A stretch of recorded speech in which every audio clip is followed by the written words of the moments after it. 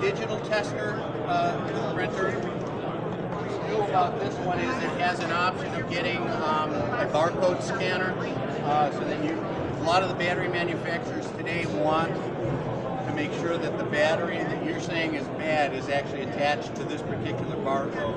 Because a lot of people, I'm not saying they're dishonest or anything, but a lot of people are saying that battery is the one we tested and it's bad when in fact it's not.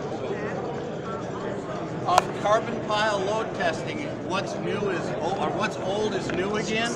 Because of where the batteries are being mounted in under car seats, in firewalls, in trunks, it's real difficult for the service tech to get to the battery all the time. So there's a junction block usually in the front of the vehicle, no matter how far the battery is away. You can test the battery at that junction block with a carbon pile load tester, which you can with that. So, you know, that's $1,000 plus sale every time you guys are